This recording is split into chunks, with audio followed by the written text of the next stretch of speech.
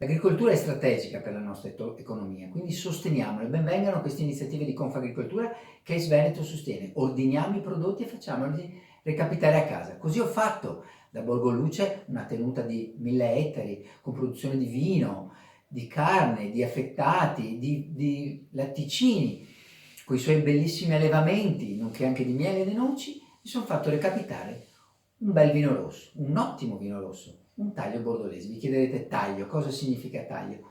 Ci sono i vini da taglio, ovvero vini ottenuti da vitigni con particolari caratteristiche, che può essere il colore, l'alcol, il tannino, l'acidità, che vengono usati per tagliare, per comporre quindi dei vini assieme a dei vitigni con caratteristiche differenti o magari meno evidenti. Nello specifico il taglio bordolese fa riferimento al Bordeaux, questa regione a ovest della Francia che vede l'oceano, i cui vini che compongono la storia della viticoltura e dell'enologia sono fatti principalmente da Merlot, Cabernet Sauvignon, Cabernet Franc.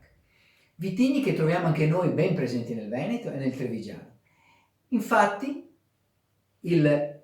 vedete, il capifosso di Borgoluce è composto da Merlot e Cabernet Sauvignon, adeguatamente elevati in Monte Grandi di Rover. È un 2015 con ben 14 gradi di alcol.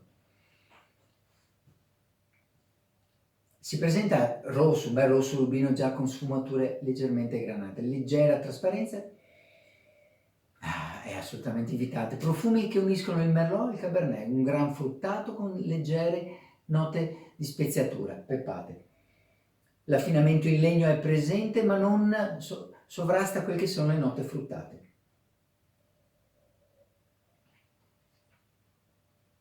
Tannini ancora giovani ma assolutamente eleganti, levigate, quindi una stringenza solo di puro piacere.